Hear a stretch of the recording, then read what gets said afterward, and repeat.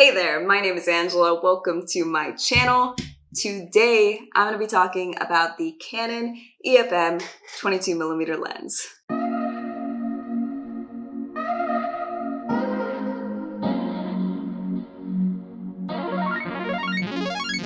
To start off, I'd like to say that I use my 22mm lens to record all of my YouTube videos, including this one. So right now, as we speak, it is attached to my Canon M50. I wanted to show you how it performs in this kind of situation, just in case you're interested in getting this lens to make YouTube videos like this.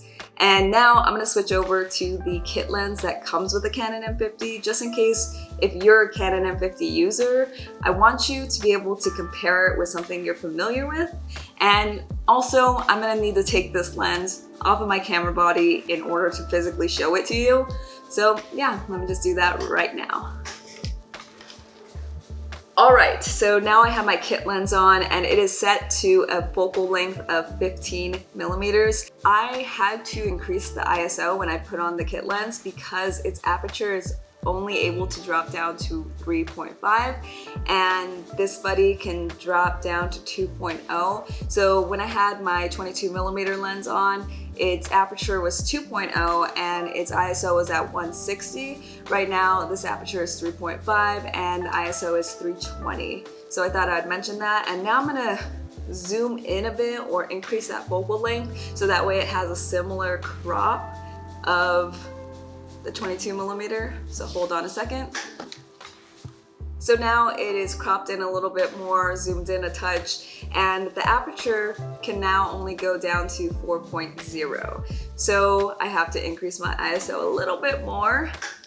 So now it's at 400. I wanted to show you that whole little process just so you have an idea of what it's like to shoot with a 2.0 aperture and with a 3.5 or a 4.0. And the reason being is that as a videographer or a photographer, one of your goals is to keep that ISO as low as possible because the lower it is, the higher quality of video or photo you're gonna get. Because if you increase your ISO, it starts to get a little grainy. So having the ability to drop down to an aperture of 2.0 allows you to bring in more light and allows you to keep that ISO low. So I just wanted to kind of break that down a little. I hope that did something for you. But yeah, now to talk about this bad boy finally. Here is a close-up of this lens. It is a 22mm focal length, which acts like a 35mm in a full-frame camera. Just to let you know, Canon M50, not a full-frame camera. It is a fixed focal length, which means it does not zoom in or out. But because it doesn't zoom in and out, it is so little. Let me remove the lens cap and the cover. And look at how tiny this thing is. It's also called a pancake lens because it's as flat, or not as flat as a pancake, but pretty dang close. Because of its compact size, when you pair it with the Canon M50, it is a very sleek and compact setup. It's very ideal for traveling or just to be kind of discreet when you're taking photos out in public. And that's one of the reasons why I enjoy it so much. Now let's talk about price. So on Amazon brand new, this lens costs $249, and if you were to get it renewed on Amazon, it would be $209. And to be honest, when I got it renewed on Amazon, it was $199. So buying renewed saved me 50 bucks. I've mentioned Amazon's renewed program in my previous lens review videos, but just to say it again, it is pretty dang great because they do quality checks. It's like things are in brand new condition and you have a 90-day warranty to return it if you're not completely satisfied. So far, I've gotten 4 lenses via Amazon Renewed and I have been completely satisfied every single time, so it's worth checking out. However, whether you buy this lens at full price or a discounted rate, it is worth every single penny. I actually purchased this lens thinking that I was going to end up returning it because I purchased it with my 50mm lens, which I did a review of right here. And my thought process was, okay, the 50mm has a 1.8 aperture and the 22mm has a 2.0 aperture. I'm looking for something that does well in low light. I'll just see which one I like more than return the one I don't like. And comparing the two, they're just completely different lenses, and I like them for different reasons. Like, I couldn't have a sit-down YouTube video with a 50mm lens like I can with this one, but my 50mm lens gets better portraits. However, I still can use this one for portraits, and I actually went out and about earlier this morning and took some self-portraits just to show you guys in this video how this lens does with that kind of situation, and I'll pop those up here.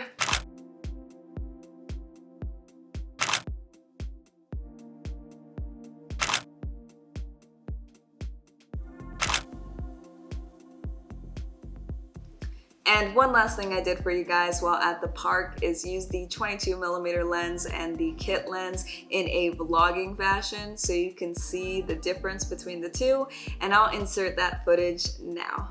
Alright, so I am in a park right now and I'm holding this camera with a kind of handheld tripod. Without my mic, it's a pretty sleek setup. With my mic, it's a little bit more noticeable. Luckily, I don't have anyone around me right now, so I'm not too embarrassed to be holding it out like that. I'm still getting used to that public thing of recording and having a camera with a mic and whatnot.